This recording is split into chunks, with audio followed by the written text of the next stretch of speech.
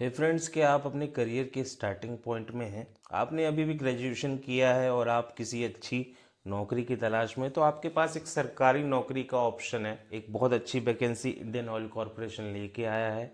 ये वैकेंसी उन लोगों के लिए है जो आईटीआई पास है, जिन्होंने डिप्लोमा किया है या जो ग्रेजुएशन किया है। यानी ये टेक्निकल डिपार्टमेंट की वैकेंसी है दोस्तों। इस वीडियो में मैं आपको पूरी जानकारी दूंगा कि किस प्रकार से इसमें कितनी पोस्टें हैं, किस वैकेंसी किस विभाग में आई हैं और कैटेगरी वाइज कितनी पोस्टें आपको यहाँ पे देखने को मिल रही हैं। और दोस्तों, सबसे अच्छी बात इस वैकेंसी की ये है कि ये वैकेंसी आपको बिना इंटरव्यू के मिल जाएगी। सिर्फ और सिर्फ आपके जो मार्क्स हैं वो अच्छे होने चाहिए। डेफिनेटली आपको यहाँ पे मेरिट लिस्ट में आपका सिलेक्शन हो सकता है। कितनी पोस्टें हैं, इसमें फॉर्म भरने की क्या प्रोसीजर है और बिना इंटरव्यू के आपका यहाँ पे सिलेक्शन होने के चांस पूरे पूरे हैं। तो चलिए देखते हैं। देखिए, आपके सामने कैटेगरी वाइज मैंने पोस्ट रखी है। ट्रेड अप्रेंटिस की यहाँ पे पोस्ट आपको देखने को मिल रही है। सबसे पहले अटेंडेंट ऑपरेटर की पोस्ट है। अटेंडेंट ऑपरेटर की पोस्ट है केमिकल प्लांट में। दूसरा ट्रेड अप्रेंटिस फिटर की पोस्ट है। मैकेनिकल ब्रांच वाले इसको अप्लाई कर सकते हैं। इसमें जो मांगा गया है 2 साल का आपको यहाँ पे आईटीआई मांगा गया है फिटर ट्रेड से। इसमें आपकी ट्रेनिंग दोस्तों 1 साल की होने वाली है, 12 मंथ्स यहाँ पे। जो कैटेगरी वाइज सीट से आप यहाँ पे देख सकते हैं। वहीं बात अगर मैं केमिकल प्लांट में केमिकल डिपार्टमेंट की करूँ तो वहाँ पे भी आपको 12 महीने की ट्रेनिंग देखने को मिल रही है। इसमें बीएससी मांगा गया है। अगर आपने मैथ फिजिक्स केमिस्ट्री से अगर आपने बीएससी की है, आपने इंडस्ट्रियल केमिस्ट्री से अगर बीएससी की है, तो डेफिनेटली आप जो है यहाँ पे एलिजिबल है फॉर्म भरने के लिए। इसमें कुल जो पोस्टें हैं 152 पोस्टें देखने को मिल रही हैं, जो कि कैटेगरी वाइज आपको यहाँ पे देखने को मिल जाएंगी। अगला जो आपका जो पोस्ट है दोस्तों, वो बॉयलर ट्रेड अप्रेंटिस का है मैकेनिकल डिपार्टमेंट में। इसमें 3 साल की बीएससी मांगी गई है मैथ फिजिक्स केमिस्ट्री की। इंडस्ट्रियल केमिस्ट्री आपका यहाँ पे क्वालिफिकेशन रहने वाला है। ये जो ट्रेनिंग होगी दोस्तों 2 साल की आपको यहाँ पे ट्रेनिंग देखने को मिल रही है। साथ ही साथ पोस्टें जो दोस्तों यहाँ पे आपको कुछ इस प्रकार से देखने को मिल रही हैं।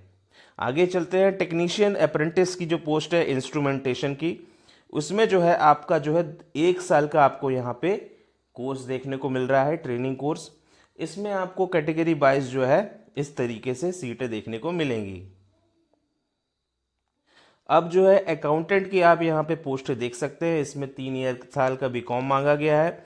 डाटा एंट्री ऑपरेटर भी यहाँ पे पूछा गया है। इसमें 12वीं पास आपको मांगा गया है। 1 साल का यहाँ पे आपको ट्रेनिंग कोर्स देखने को मिल रहा है। इसके बाद डाटा एंट्री ऑपरेटर का कोर्स है दोस्तों, ये भी 1 साल का आपको कोर्स है। इसमें भी आपको सीटें यहाँ पे देखने को मिल रही हैं।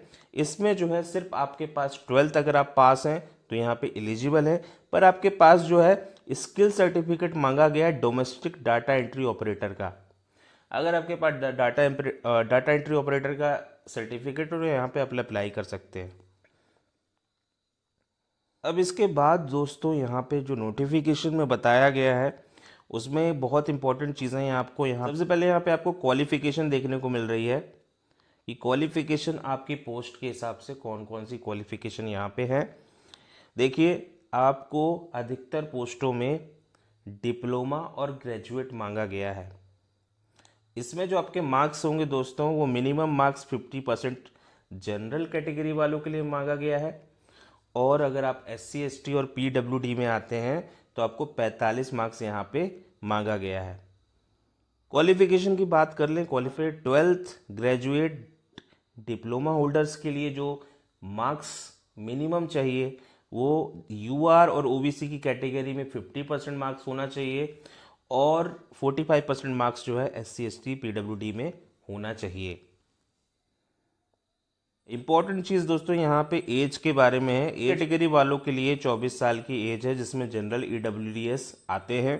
जनरल वालों के लिए 24 साल रहने वाली है। OBC SC ST वालों का जो है, OBC के लिए 3 साल का रिलैक्सेशन है और SC ST में 5 साल का यहाँ पे रिलैक्सेशन आपको मिल जाएगा।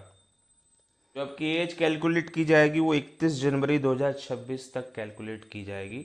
यानी आपकी एज अगर 31 जनवरी 2026 तक अगर 24 साल है तो आप यहाँ पे एलिजिबल हैं जनरल के केस में, और बाकी अदर कैटेगरी केस में आप देख सकते हैं।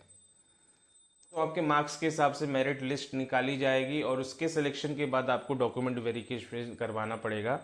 डॉक्यूमेंट वेरिफिकेशन करवाने के लिए क्या क्या डॉक्यूमेंट्स की ज़रूरत पड़ेगी वो यहाँ पे आपको देखने को मिल रही है। 10th पास का आपको सर्टिफिकेट होना चाहिए, क्लास 12th की मार्कशीट होनी चाहिए। उसके बाद जो आपने फिटर से आईटीआई किया है या अदर कैटेगरी से आईटीआई किया है तो उसका आपके पास सर्टिफिकेट होना चाहिए।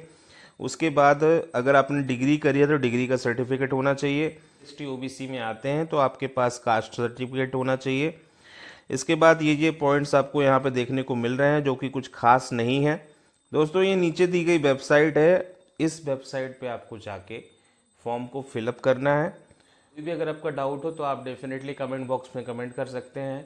इस पोस्ट से संबंधित सारी जानकारी हम आपको देंगे, तो मौका अच्छा है, जल्दी जाके आप फॉर्म को भर सकते हैं। इम्पोर्टेंट डेट्स की अगर मैं बात करूं दोस्तों तो 23 फरवरी इसकी लास्ट डेट है, और आपका जो मेरिट लिस्ट निकलेगी वो 2 मार्च को निकल जाएगी, और डॉक्यूमेंट वेरिफिकेशन के लिए फिर आपको बुलाया जाएगा। डॉक्यूमेंट वेरिफिकेशन की डेट 9 मार्च से 12 मार्च रहने वाली है, यानी इन डेट के अंदर आपको डॉक्यूमेंट वेरिफिकेशन करवा लेना है।